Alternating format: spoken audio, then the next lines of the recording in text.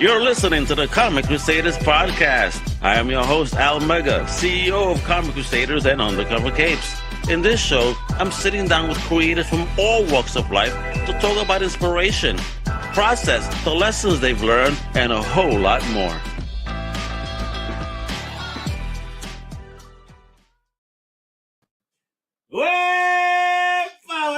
This is your boy Amago. Welcome to a brand new Comic Crusaders podcast. And today we've got an absolutely epic show with two creative titans who have shaped some of the most legendary worlds and stories across comics, movies, and beyond. First up, let me introduce this visionary, this artist, this writer, this sculptor, you name it. My man has done it all. He is a genius behind Dr. Goldberg's Ray Guns universe and retro-futuristic world packed with crazy contraptions and mind-blowing creativity. His design work has brought to life massive hits like District 9, Avatar, and King Kong. And he's led jaw-dropping projects at Weather Workshop. And now he's gearing up for his next creative adventure. And we cannot wait to hear what's in store. The one, the other, Mr. Greg Broadmore. How you doing, baby?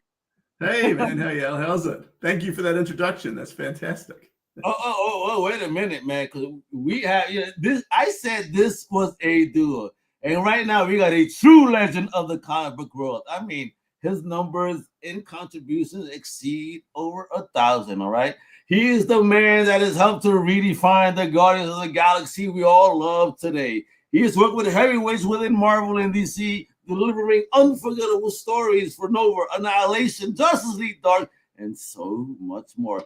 Plus, his epic collaborations with Dan Abnett. Come on, man. Total game changers, baby. Man has been shaping the comic world for decades, and here's the drops of serious knowledge. The one, the only, the amazing Andy Lanning, baby. How you doing? Hi, Andy. Hey, Greg! I didn't realise we were so brilliant, mate. That's great. See you there, mate. Al, can you introduce me at all events from now on, please? Yeah, same. Likewise. So long as you fly my ass out there, I am there for you guys. I promise. Thank you guys for coming on Extreme Legends. I am excited because you guys got a fire project through one of my favorite modern publishers in Mad Cave Studios. Yeah, baby, with this story One Path. But before we get into that madness, all right, we need to know the origins of that of that madness of yours. All right, so I'm gonna start with my man Andy since he showed up first. Andy, let him know where you're originally from, and most importantly, what is the first thing in fandom you fell in love with? I gotta interrupt. I got a young boy here. Luca, hello, come on, Luca. Neighborhood kid, Luca, come on in, Luca. These guys make comics. You see these guys? What's up, homie? How you make comics? This is Luca. He's a young kid from just up the way. He's friends with my boy Leon, and he loves making comics. In fact, he drew Rad Godzilla. I've got it somewhere. I wish I could show it, but I'll show them later. Oh, really? Sadly, comic artist. I love it. Hey, he is a budding comic artist. He's really good. How old are you? You're 6. He's 6. And you're looking for Leon, but Leon's gone out. Where's he gone? He's gone out with his mum, but he'll be back later on. You guys can play Minecraft. Yeah. Hey, where's my homie at? Nice to see you. Bye. Bye, Luca. Sorry. Luca's a future superstar, so that's a good little cameo. So let's go. Yeah, another 10 years when he's maybe 16, and he got some books out there before most kids. I want to interview him. That would be wonderful. Yeah. Well, there you go. You got an official sneak preview with him. So hey, there we go. Is awaiting. First here, the next future star, folks. All right, mark this day. All right, this is the legendary day. All right, there you go. So all right, so let's get into Andy. Origin story. Where you originally from, and most importantly, what was the first thing in fandom overall that you ever fell in love with? Okay, so I'm originally from a seaside resort called Ramsgate in the UK. So it's about 75 miles away from London, down on the coast. I was actually closer to France than I was to London. We were like 25 miles away from France, as the crow flies. And it's a weird one, actually, you're saying about fandom, because yes, fandom existed when I was growing up in the 70s, reading comics, and growing up on things like 2000 AD, as well as Marvel reprints in UK comics, which were published weekly over here. So I think the first thing that really blew my mind were those reprints of Spider-Man stories, which we got in black and white. They weren't in color. They weren't monthly. I didn't even know that. It's past 5 minutes. Yeah, baby. Yeah. I mean, so what they used to do, because we got weekly comics in the UK and they were anthology comics, so you never got like a monthly single story. You got what they would take is the monthly issue of Spider-Man, break it up into 4 parts that you would get over the course of 4 weeks, but reprint it in black and white, UK format, which is a little bit bigger than American comic as well. So, but that's not to say I didn't see American comics. Of course I did. They had those in spinner racks in the shop and stuff. But you know, religiously reading stories for continuity wise, I got them in weekly comics, because the American comics you got in spinner racks, you never knew 1 month to the next what you were getting. So you'd get into a story and then the next month it wouldn't be there on the spinner rack, which used to kill me, because you'd find something, get stuck into reading it, and then, you know, like I say, never find out what happened a lot of the time. So yeah, I think that's the stuff that I just remember. Greg and I were talking before this about kids' summer holidays. I remember my summer holidays as a kid would be sitting watching Spider-Man cartoons on the TV, drawing as I was watching the TV, to a point where my mum would come in and literally kick me out the house and say, go run around and play with football. You know, it's like... Well, let me ask you, Andy, growing up like that and having a taste growing up with anthology style storytelling, and then you said you still got to see what a full issue looks like, but did you wind up having a preference? Did you like the anthology style, or did you want the full issue? That's a good question, actually, because I didn't really, because I would read the American ones as well, so I was used to the same thing. I mean, the cool thing with anthology ones, given that they were weekly, so stories in things like 2000 AD would end on a cliffhanger unless they were told as a 6-page. So a lot of Judge Dredd stories, early Judge Dredd stories, were done in one story. So it was like a 6 or 7-page short story, which was really cool, because I think, you know, looking back on it now, that hones your writing chops when you're reading a story that's got a beginning, middle, and end in 7 pages. It's kind of like it's kind of distilling it down to the essence, you know. So I guess those are good training wheels, really. You know, because you are what you read, aren't you? And so it's like growing up on a diet of that stuff, I guess, sort of like gets you into the cadence of storytelling. Now we starting to learn the early origins of Andy's storytelling prowess. There we go. Now, Greg, going to you, my brother. Where you OG from, and your first love in fandom? Good, yeah. So I'm from New Zealand, currently in Wellington, but I grew up in a small town up north, like a little coastal town. And it's a long way away from the US and the UK and all that, and the European comic culture and all that stuff. So, and I'll tell you the name of the place I live, because it'll give you a chuckle, but it has a cool backstory. I come from a place called Whakatane. What? Yeah.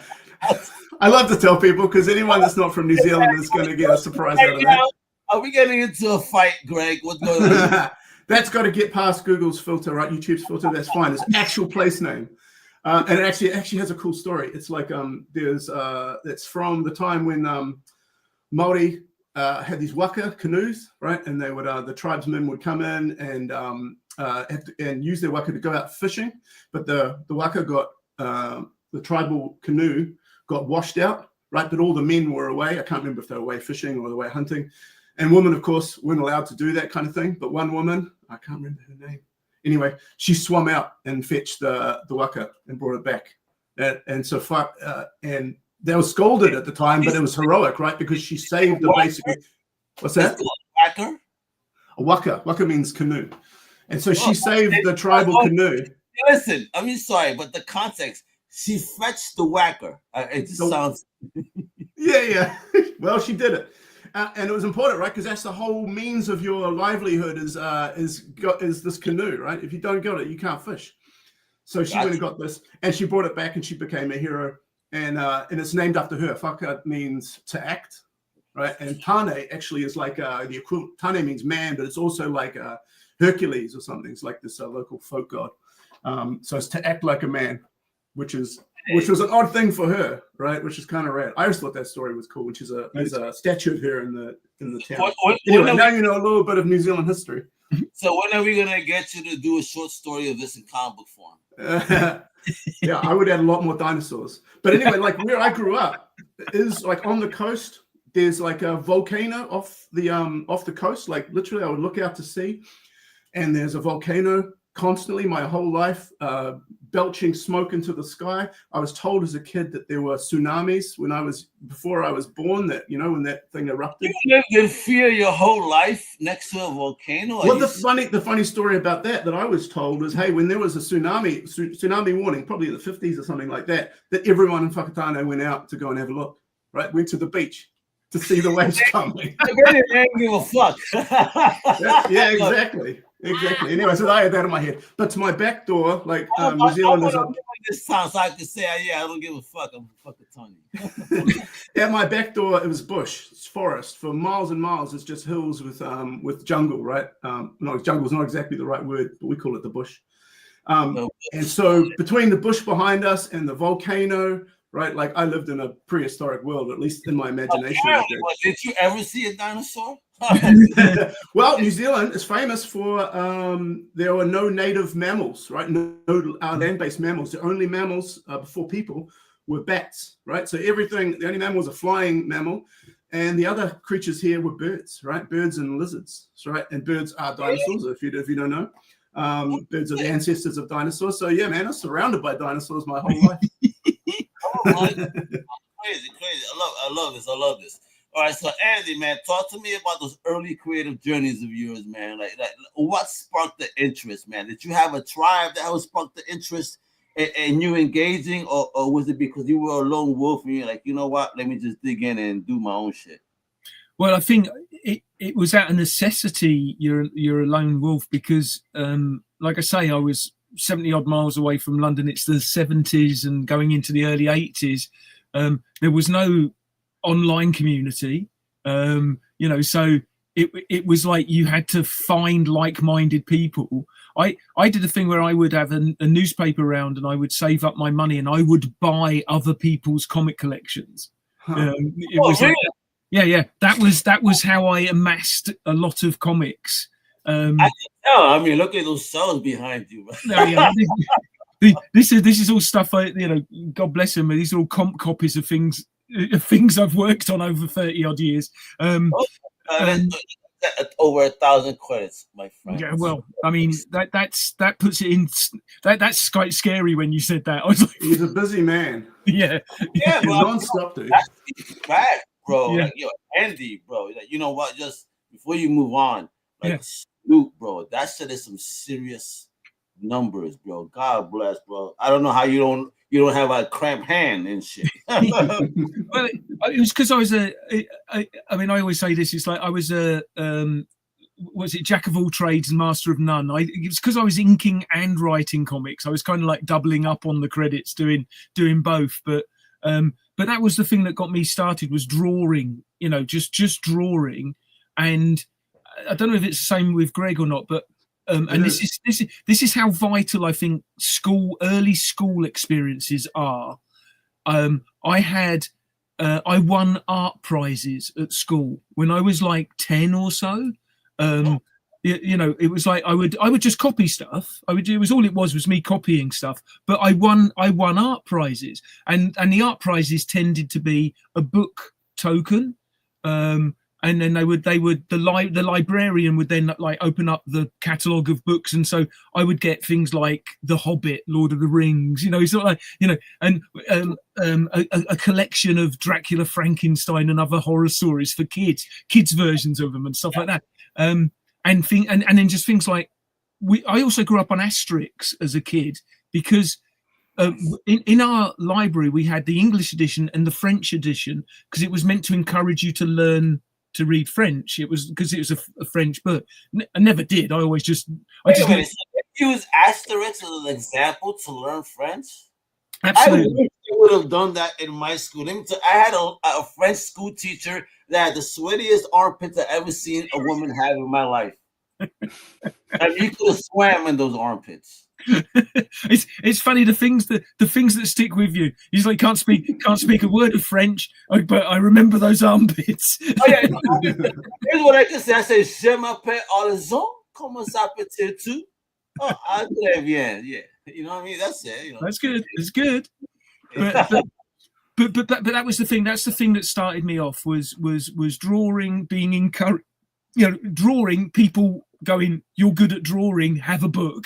You know, it's like that's a reward loop that was happening with me. And so I just lost myself drawing, and then eventually started drawing my own comic books.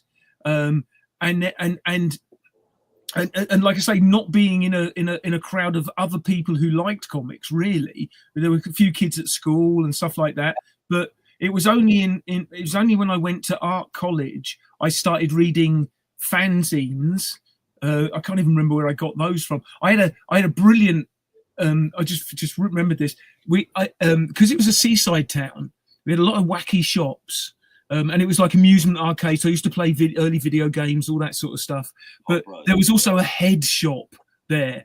There was a head shop that sold bongs and crystals, and it was. Yeah. I mean, and that's where I got exposed to Fat Freddy's Cat. The Fabulous Furry Freak Brothers, all the underground comics, but most importantly, Slow Death comic. Slow Death comic was the one that Richard Corbin started, and it blew my mind. It's all sci-fi stuff. Again, Greg and I were talking about Metal Huron and heavy metal. This predates heavy metal. This is like Fantagraphics, some 1960s underground American comics. But drawn. Artist it comes from now. Ooh, yes, I see it. I mean, I've got them. I mean, on these shelves somewhere, there's collections of slow death but Richard Corbin became like just absolutely blew my mind at that point. And I would just hunt down. We'd go on school trips to London, and I would we'd go to the Natural History Museum, and I would sneak out the back because I knew there was a comic shop down. It wasn't even a proper comic shop. It was just a like. Rips. I love it. I would just sneak out and go and buy comics, and then come back. So it's like whenever I go on a school trip, I would come back with comic books and shit. But but yeah, and so it's like, and then I started, in my teens going into London to go to comic marts, which they were the version of they proto comic conventions, but what it was a church hall. Westminster used to be a big one. It was like a church hall, and churches were supporting comics. I love this. In America, we're burning them. It was basically just guys selling comics and comic collectors there.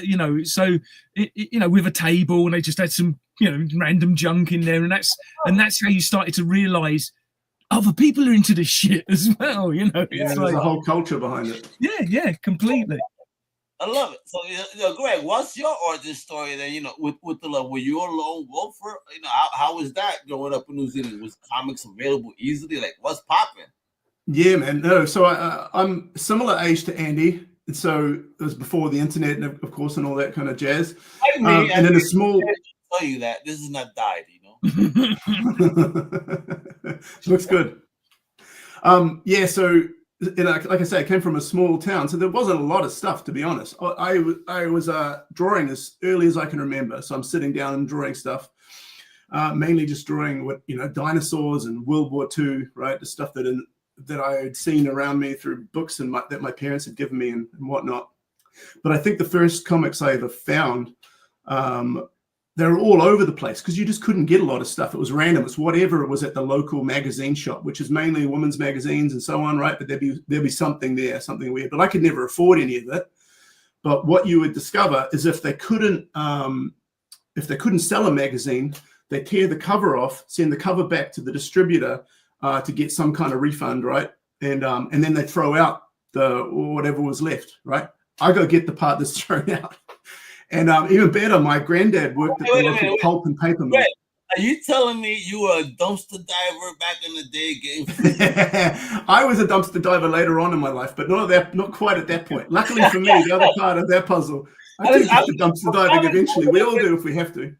I would have been dumpster diving with comics. I don't give a fuck. Absolutely. Well, my grandfather, he worked at the paper mill, right, which is a pretty rough job. But the thing there, right, is you take logs, turn them into cardboard. Basically, that's what the mill did. But they also took all the recycled books, right? So he would just grab all the recycled magazines and bring them back to me, and that's where I found comics, actually, right? And I think the ones I remember that really left a mark on me were a lot of the things like Commando comics, which is a British thing. It's like stories about World War II, and I discovered like these incredible artists in that. And then a lot of early Batman, Archie, and then the thing that really hit me hard, I think, was Mad Magazine. I got Mad Magazine really, really young, right? And that just blew my mind. The satire, but also the art, the quality of the art and the variety of the art. Like the spectrum of art in Mad Magazine is insane. It's wider than the spectrum in most other comic books. I love that variety. What age? Again, like 7 or 8 or something like that. Wow. See, that's not appropriate for us. I got it around the same age, those Mad Magazines. You know, I look back now, I'm like, oh my God, you know what? Yeah. This should have been, I don't know why mommy let me get this. Maybe we didn't know. I loved it. Yeah. And some adults would, because I had a cousin, I would show her, I'd be like, yo, check this out. And she would fucking be in tears. I'm like, your mother lets you read this? I'm like, yeah, man. It's full of crazy countercultural ideas. It was taking the piss out of everything. Yeah, man, those magazines were so good. And Cracked as well. I remember that. And there was another one I can't remember the name of. Yeah.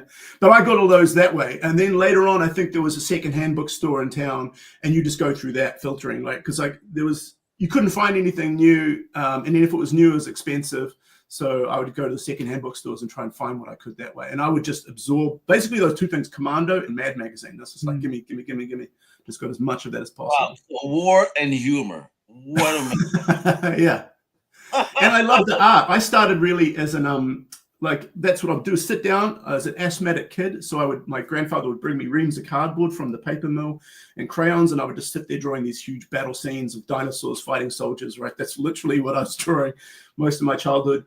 And so that's what I wanted to do, is what I wanted to be. But I had no context that you could do that for a living, because everyone in the small town where I grew up, you know, they played rugby or worked at the mill or was driving logging trucks or whatever, or farming. So I didn't think you could do anything like that. But I do remember when I was a little bit older, maybe 11, 12, and I'd just seen 2000 AD. Actually, it was before 2000 AD. It was called Starlog. I saw Starlog. And the art in that was mind-boggling, like painted. I'd never seen comic books painted, like panel pages painted. It was ABC Warriors, and it was fully illustrated. And I was like, how can you do that? Because every other comic book I'd seen before that pretty much was this very quick type of drawing, efficient drawing. And here's someone painting. I'm like, how the hell is that possible? But at the same time, I saw this comic that you guys have probably never heard of, but it was called Captain Sunshine. And it was... yeah, right. But it was beautifully drawn, and it jumped off the shelf. It's like, what the hell is this? And it's by an artist called Colin Wilson, who's a Kiwi artist, but he made a name for himself in Europe doing all kinds of incredible comics. I couldn't tell you what they all were. He filled in for, he took over Lieutenant Blueberry from Mobius. And absolutely. He also drew for 2000 AD as well. Yeah, absolutely mind-bogglingly good artist. And but when I realized that comic was made by someone from New Zealand, that was like, what? You know, because everything else was from somewhere else, from a small town where I was from. The hood, son. Yeah, that's right. So that was probably the first thing that sparked in my mind that you could do this maybe as a job. It's possible for someone, you know, from a small place out of the way, a long way away from the rest of the world, to do something like that. But I like drawing, and because, you know, New Zealand's a small place. When I grew up, it was about 3-4 million people. I think we're about 5 million people now. It's a relatively small place. It's an island like the size of the UK, right, and Japan, but we got a fraction of the people. We got less people than London. You went from 3 million to 5 million. That's because once your creative juices started flowing, you started creating content for people to get romantic. So I think you may have helped contribute to the population. Yeah, well, I'm trying my best. I completely lost track of where I was going with that. But anyway, like, I love drawing more than anything, but I never met anyone to write. And I had this imagination that I would love to do comics. And I figured I'll just meet a comic writer at some point. And I never did. So I just started writing my own stuff. And so that's what it made me into the hybrid. It was out of necessity. It's like, well, I like drawing, but also I knew what I wanted to draw, right? I knew what I wanted to create. I knew the worlds I wanted to invent. And when you meet another writer, unless you're very lucky, like when I met Andy and we're on the same wavelength, we love the same things, that's beautiful. But that took a lifetime to get to meet Andy.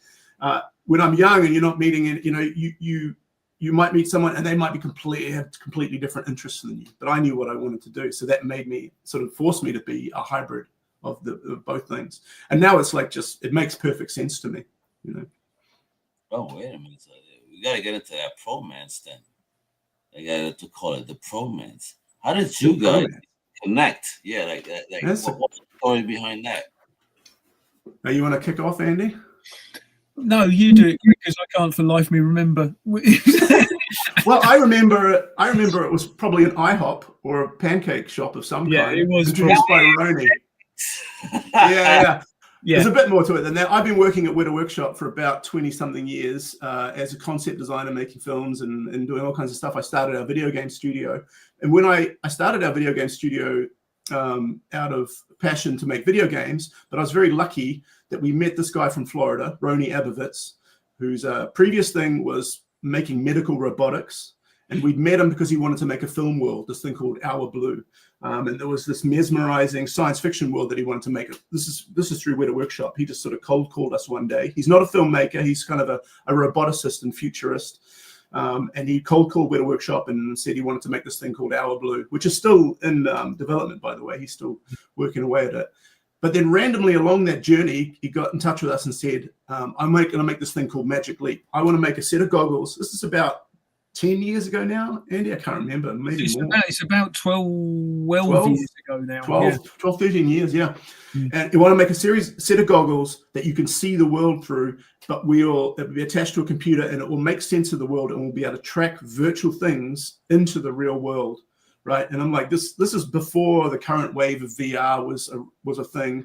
It was before any of these other kind of ideas that are kind of starting to come out now, like Apple Provision. This is basically when he told me the idea, I thought it was kind of insane. I thought, well, that's not possible, right? You can't do that. But Richard Taylor, who runs Weta Workshop, said, well, you should go and meet him. He's brilliant. Go meet his people. So they flew me to Florida.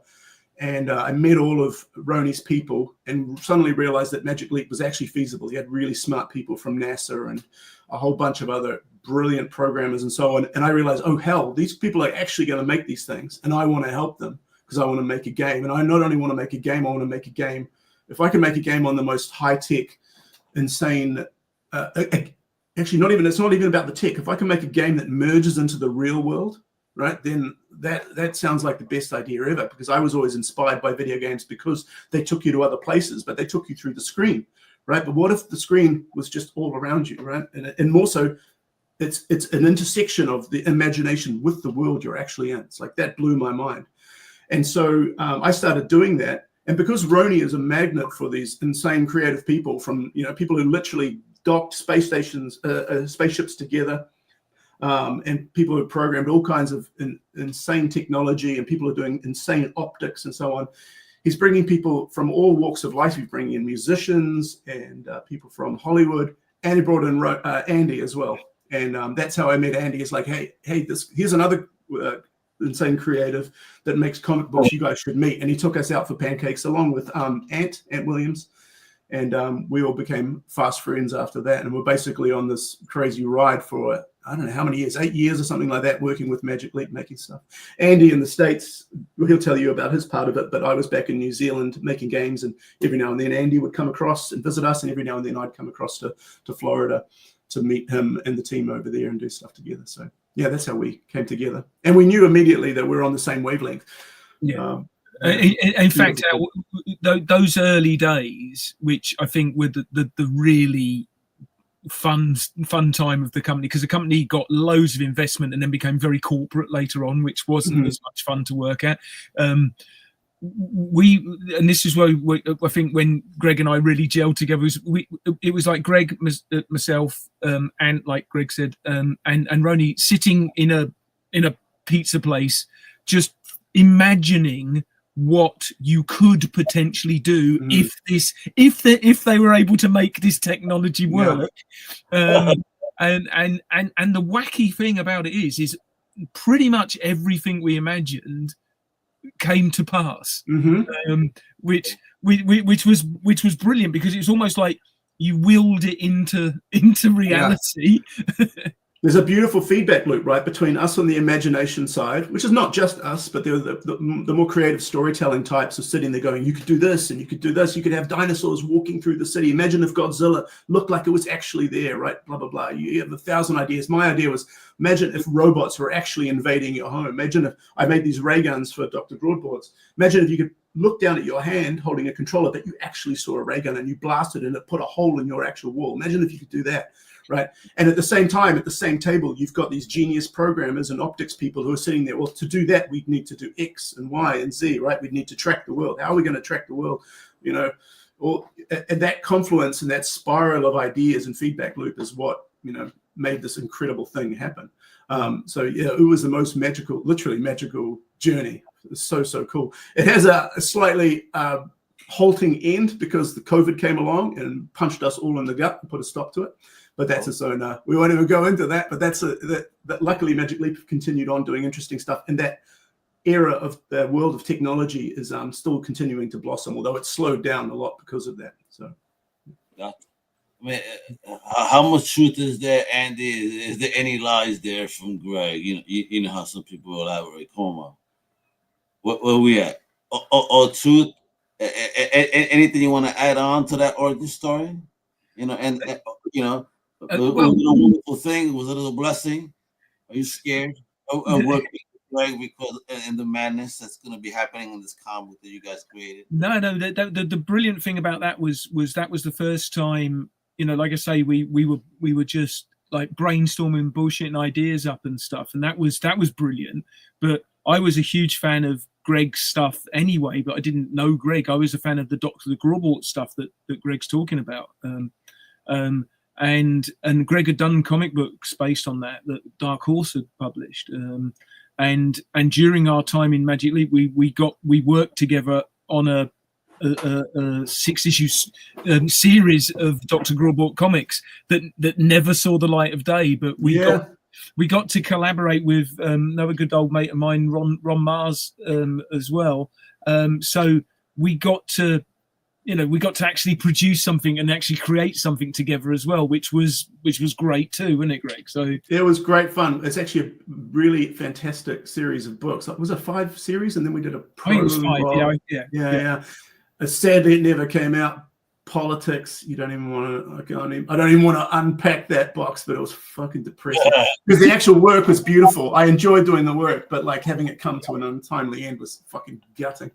But yeah, let's not open that can of worms. No worms today, because we're about to sell something beautiful. Again, exactly. It's a good thing actually. In the end, I think maybe that book can come out at some point because the work is fantastic, and maybe the environment will be right at some point for us to release it if there's enough. So especially with this publisher right here, because you're about to release this beautiful book, folks. That's part of the screen. But look at this book right here. One.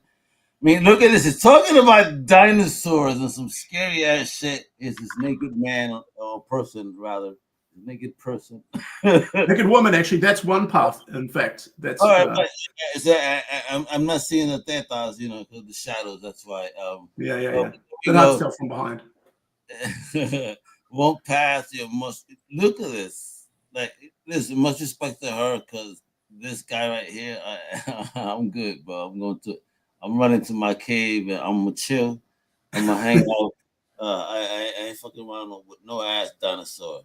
So talk to me about creating and crafting together this story. What is one path. What's the story? You know, what's the mayhem? I mean, with a cover like that, you're already signaling to me that I'm in store for possibly something that's going to be very insanely violent and like nuts. So talk to me.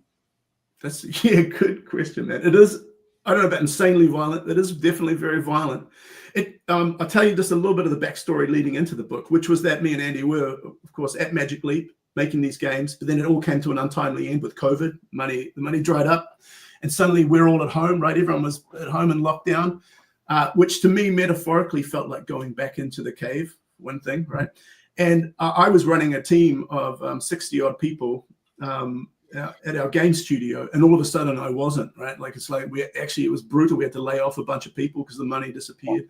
And I'm like, what am I doing now, right? And it was actually a very demoralizing time. But what I had this blessing come out of it, which was comics, actually coming back to comics. I'd actually realized over the course of 8-9 years making games, running a team, that over that time I was actually less and less involving myself in the raw creativity and actually making stuff with my hands and making stuff, and delegating more and more creative authority to the members of the team so that they could run off, right? But I left myself with less and less. And I actually go to work just dealing with meetings, just dealing with HR, just dealing with all the kind of management stuff. And I'm like, and I internalized that and it was fine, and trying to make this happen. But it wasn't really satisfying, but I didn't realize it. So the COVID was actually, for me, I don't want to make anything positive out of that shitstorm, but it made me see that I need to be making stuff with my hands again, right? I need to be making comics. And the first thing that occurred to me was the world of, it was called Cave Girls originally. I just had the idea of cave girls, like what if there's a world in which there's just this tribe of cave women. They're feral, they're not heroic Amazon, they're like nature red and tooth and claw and barely holding on to life while these savage beasts are trying to fucking destroy them.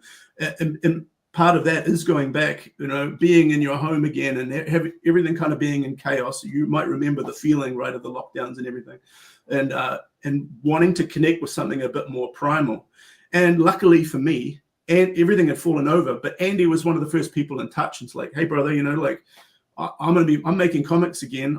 We should make something together. We should make comics. And I'm like, fucking hell, thank you. Yes, that's exactly what I want to do. So Andy was probably the one that really unlocked it for me. So the raw idea of like, I know I have a vision forming, but I can't necessarily articulate it perfectly well straight away. And Andy was like the vessel for like, well, that can be a comic series.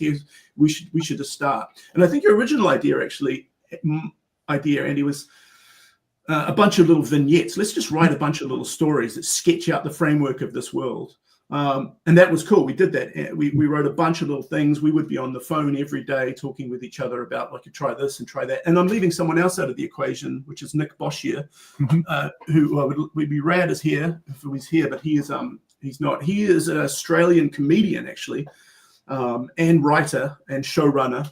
He's made some amazing shows like Moth Effect on Amazon Prime, amongst other things.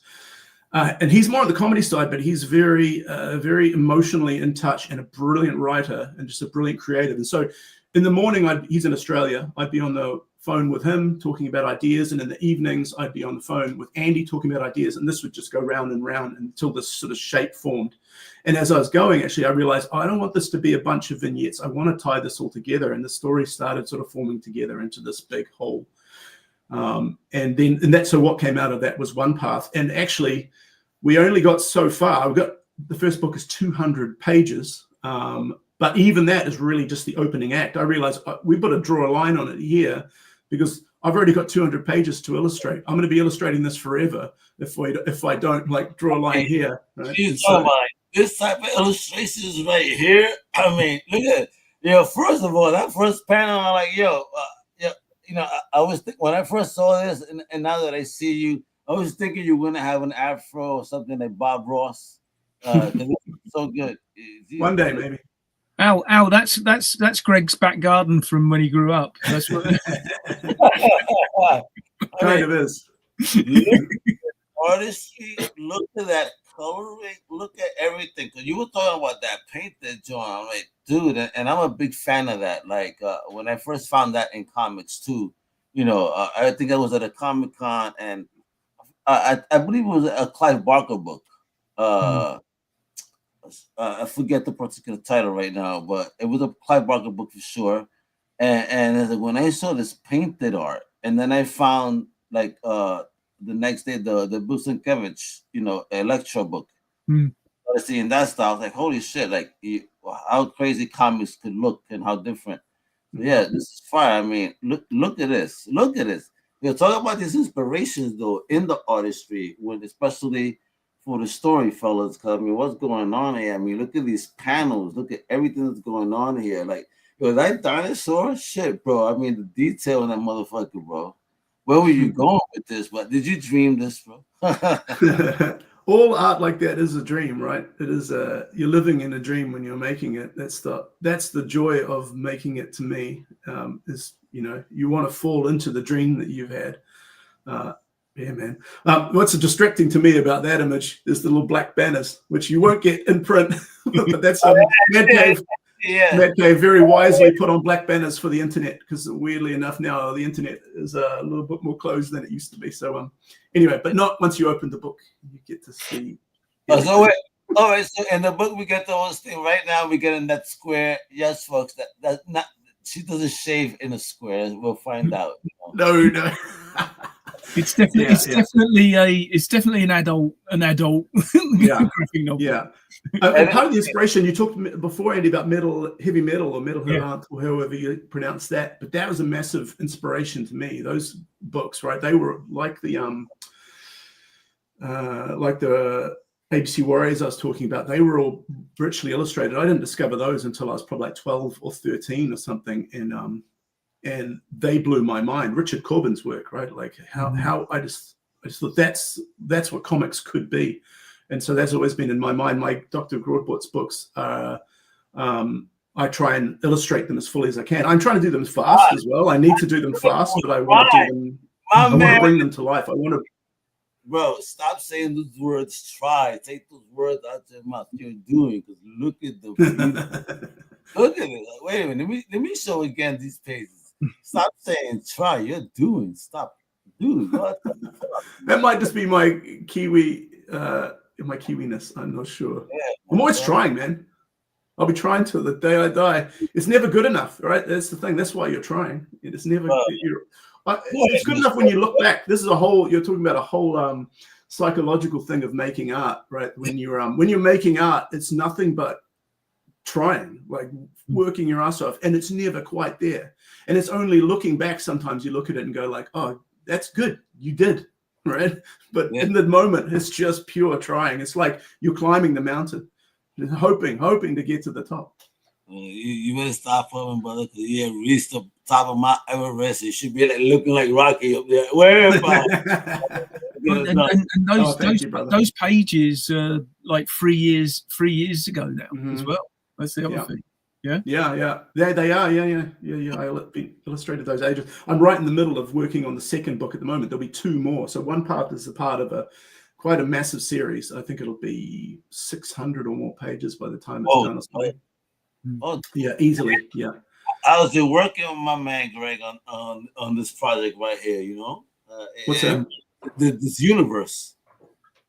Yeah, I work on it pretty much every day. I'm lucky enough to still be working at Weta Workshop. Richard Taylor, who runs Weta Workshop, is a close friend and lets me actually work at the workshop because I've been there forever. And so for a couple of days a week, I help him out with whatever he may need. And then for the rest of the week, I'm working on one path. And yeah, man, it's I just pour myself into it. I love it. I'm very diligent about it. I go in every day and work my damn ass off. And just love making it. And that's the thing. Since what, was it the end of 2020 going into 2021? It's like, you've been so disciplined that just sitting there, like rolls his sleeves up and just gets on with it. I'm nothing if not disciplined. I love working. Right. I just think it's this artist Josh Homme is from the band Caius and Queens of the Stone Age, and he talks about the muse, right, which is like you try when you're making art, you're trying to get in touch with the muse, right? Which is to put the creation of the art outside you, because it really does feel like that a lot of the time. It feels like you're trying to commune with something that's outside you, because when you do art and you're in both after the fact, you can look back at it and go like, that doesn't feel like it's me. Who did that? That's a weird feeling. I have that a lot. And then also while you're in the art, you're trying to get into this flow state. That's the feeling of losing yourself, losing your conscious self, and just being in the art. And that I do that. It's the same reason you would surf, right? Or many other things like that. People get into this flow state, and making music especially is like that. And so you're trying to lose yourself in it. It doesn't feel like you're there. It doesn't feel like you're actually part of it, even though you planned it. And right, I can talk about it, post-rationalize it. In the moment, it feels like I'm not there. That's the whole thing I'm questing for. But he says the other side of that is you can't tell when the muse will turn up. You can't make it turn up. You're not in charge of it, right? It's the universe. You just got to make yourself available for it, and that's the work. That's just I just go in, I make myself available for the muse to hopefully arrive and do its thing, and just So I'm just there. That's why I work my ass off. But the other thing, what you're saying there is, I've said this to a lot of people who come up to me in comic conventions and show me their stuff and everything, and I always try to be as positive as possible, because you hear stories of creators who just tell people like, you're rubbish, give it up, but which. And they say they're doing them a favor. I say that's just there's ways to do that, because what I say to people who come and show their stuff, I say to them, when you're working on this, does everything else go away? And almost to a person, I'll say, oh yeah, and I say, and so you'll look up and suddenly like 4 hours will have gone by, and I'll be like, yeah. I say, that's precious. Not everyone does that. Not everyone, and that's connecting to the muse. Now, their output might not be professional or of a standard, but they are going somewhere that not a lot of other people can do, and that's a gift. That's an absolute gift to be able to. And and I've done it. I've done it when I've been inking other people's work. I'll just do that thing where you just look up and go, oh shit, like 3 hours have gone by like that. And it's a magic feeling. Yeah, and I say to these people, I say, you might not ever be a professional artist, but you are joining all of those professionals wherever you go. Wherever that is that you go when you're doing that, you're joining with that. That's like a mind meld that everyone goes to that place. It's like the creative subconscious that it's like And I firmly believe that because it's definitely something that can happen when you're in that flow. When you're in that flow, everything else goes away. How cool is that? That is the payment, right? That is the payment. It's nice when the world acknowledges it. It's nice when you can get paid for it externally. That's lovely. And if that happens to you, that's beautiful. And it doesn't always happen, even as Andy, as a professional. Yeah. Some things work and some things don't. And all you can do is put yourself into it and put your heart into it. And the universe will do the rest. So I've always thought that the payment is the work, right? It's like, and that's when I do my best work, is when I stop thinking about actually, like if I'm working for a client, I stop thinking about the client and I stop thinking about myself. I just think about the thing, right? Just fall into it and let it happen. Let me ask you guys here a question. So what's one thing in one path that you're both secretly, or maybe not so secretly, evil genius proud of in this story? That's Andy. I might ruin your. Maybe you should go first, Andy, so I don't ruin your answer, because I have a very left field answer on this. Well, no, I'll let you, because someone asked me when we were talking to the marketing people about it from Mad Cave, and they were saying, and I feel like my role in the book is I feel like the uncle who comes in and gets to have the kid and have all the fun, and then fucks off. and you know what I mean? It's like I feel like one path's crazy uncle, because I've helped Greg along, but he has to do all the hard work. He's got. So I think the stuff I'm crazy proud of is literally seeing all of the stuff we've talked about and imagined for this come to reality, because I'm helping my mate with his passion project.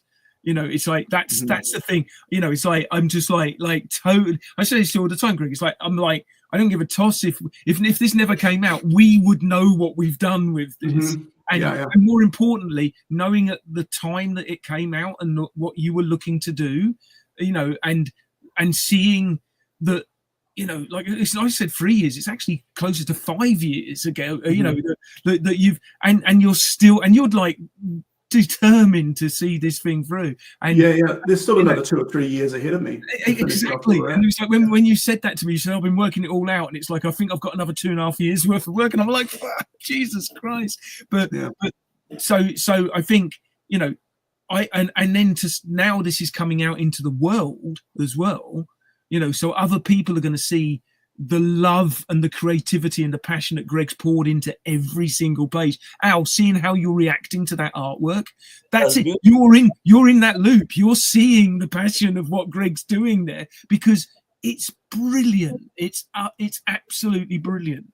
So I want to ask, why Mad Cave with this particular story for you guys? Well, hang on, Greg. You give your answer first, and then we'll say Mad Cave.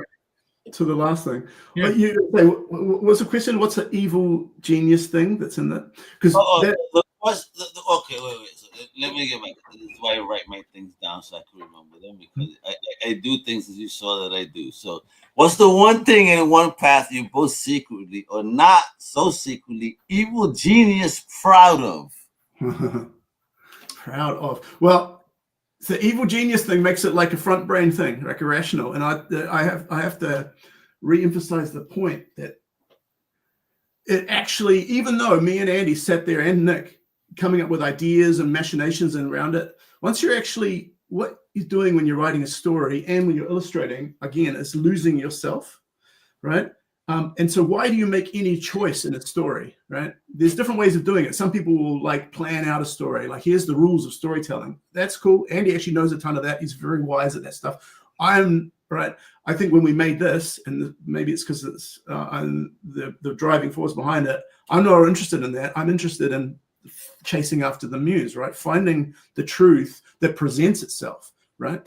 And so everything about it is kind of discovered. I feel like I'm discovering it, right? So there's no front brain, like this is the plan, this is the mastermind of how it will work. It's not that. It's actually you're creating the story, creating this world, making these choices, and the choices appear, and you're like, that feels right. I'm following that. I'm following that one path, right? And sometimes that's a horrifying thing that I don't even want to live in. I don't want to draw. Because by the way, when I'm drawing it and writing it, you're living it, you're feeling it. And some of those feelings are not good feelings. I would rather not have them. I'd rather I can have a beer and chill out with my family, right? I don't want to live in a world where these horrifying things are happening. But that's what why do you do that? It's because they feel true and they feel right? And so you sort of magnet onto those things. Some of the avenues the stories take are literally painful emotionally to me, but you follow them anyway. And that's not planned. That's not evil genius. Right? That's not planned. That happened, and you're like, fuck, that has to happen because it feels right. It feels correct in the story. So I hope that sort of makes sense of where it comes from. Gotcha. Look at that, folks. Not talk to me. Once you both, because again, we're about to get the hour mark. I don't want to keep killing your time because you guys are working on more, So let's talk about this. Once you have thoroughly unleashed one path onto the world, what's next for you two? Like, what are the more dark masterpieces that you guys will be working on, or will you take a break to let humanity recover from the stories that you're in? No breaks, brothers. I'll just quickly jump back to your Mad Cave question though, because why Mad Cave? Also Mad Cave, man. Right.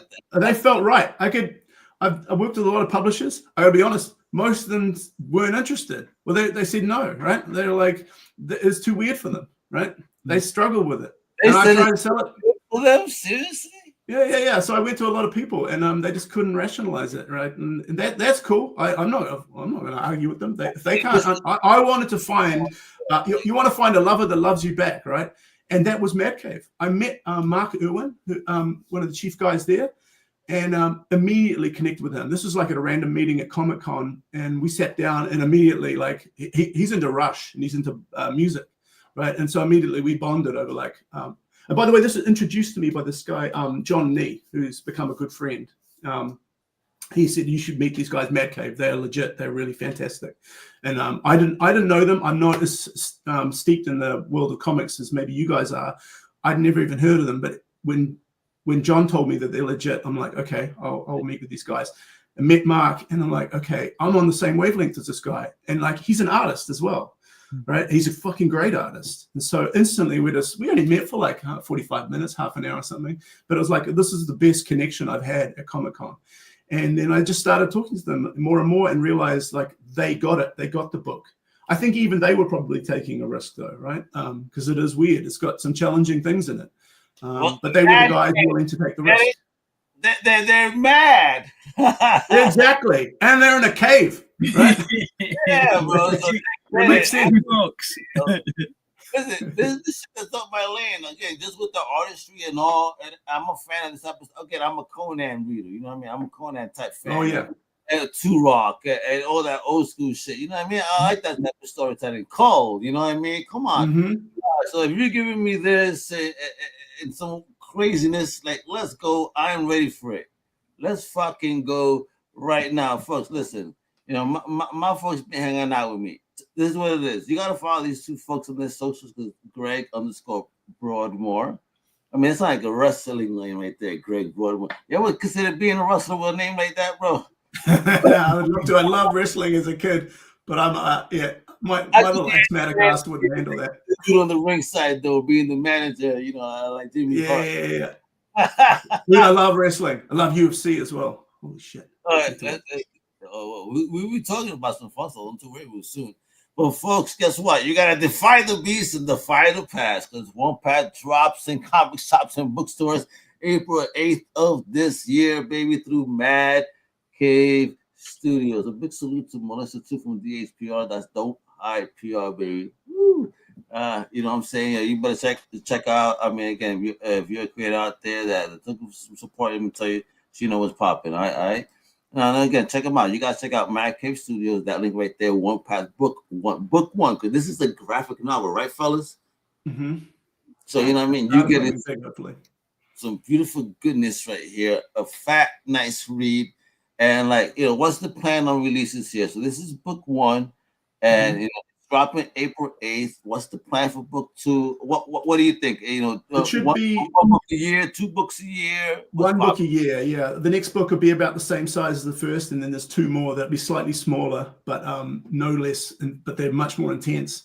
But yeah, book a year basically for the next 4 years. It's like you're getting a novel. You're getting a novel a year as a 4-part series. Oh, Mike, you hear this? All right, so we're getting this novella right here in a 4 graphic novel part series from Mad Cave Studios. Now, if this could be transformed into anything else outside of a comic book, would you transform it into a cartoon, a weekly series, a movie? What would you do with it if you had another opportunity to do anything with this franchise? I've been blathering, so Andy, you might want to grab that. Andy's all over this stuff too. Yeah, I mean, I think when we were talking about it very initially, we were both referencing what's the one, the guy with the dinosaur, Tarkowski's thing. Primal, yeah. Primal. I have not seen that, by the way. What? Yeah, Greg. You love it, Greg. Shame I know. on you. I'm busy, man. I'm busy making stuff. I don't watch other things. I make things. You must watch this. I'll get to it. And the thing is, it immediately came to my mind, and it's like, this would be a great, but again, I think you'd have even more trouble trying to get it on air than you did in, getting into a graphic novel. Imagine going to a TV company and saying, "We've got this idea for a crazy animated show." The way I think of it is a graphic novel. It's a comic, right? And it is that in its entirety. I've come from a background of having worked on a lot of big films and made my own games and done animation and so on.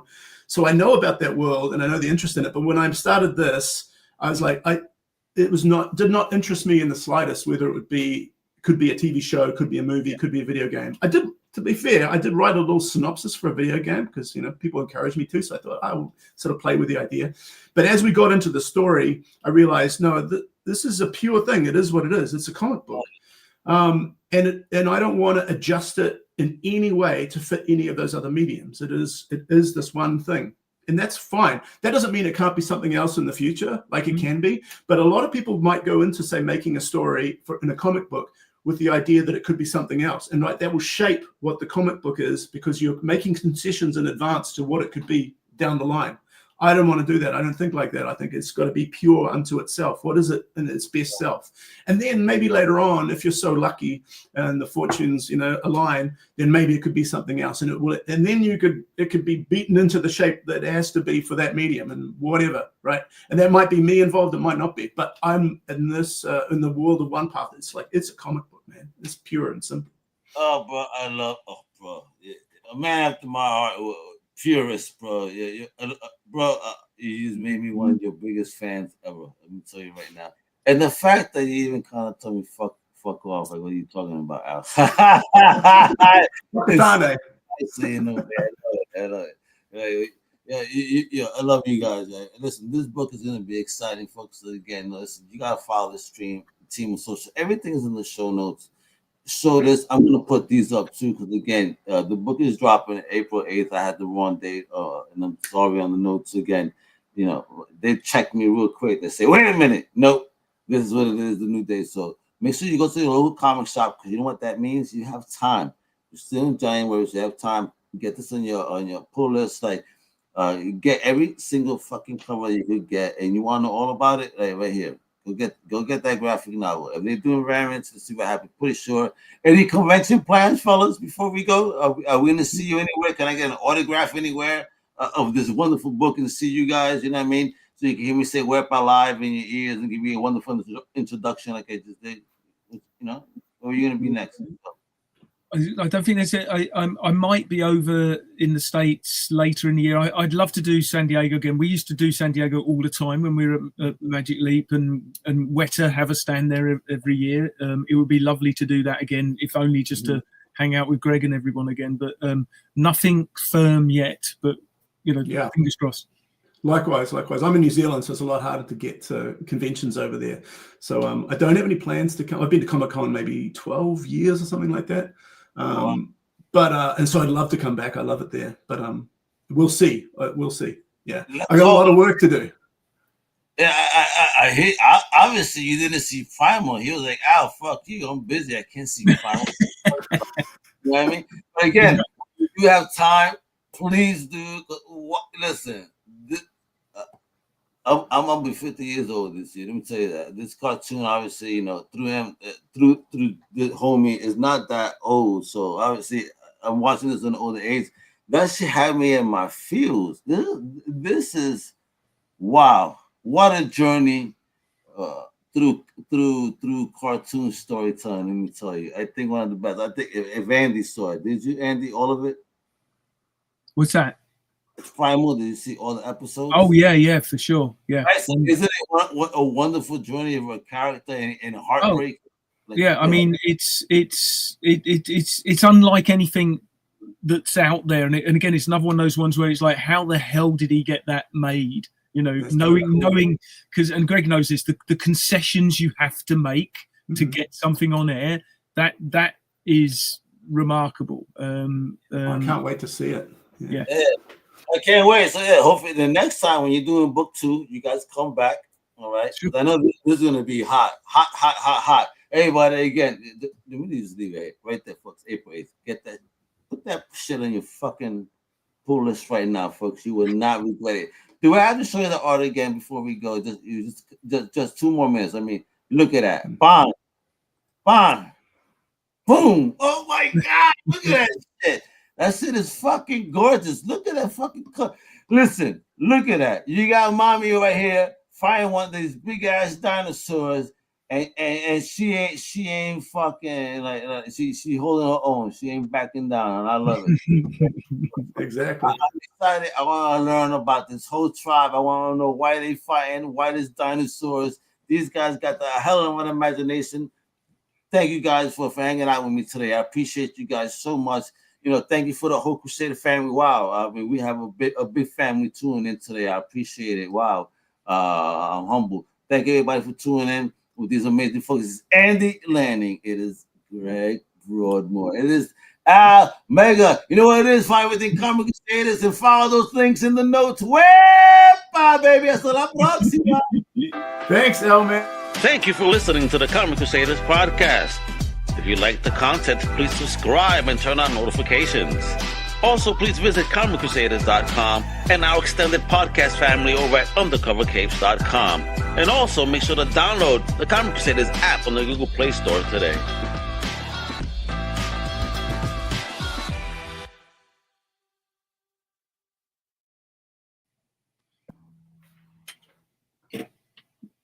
Well done now. Lovely.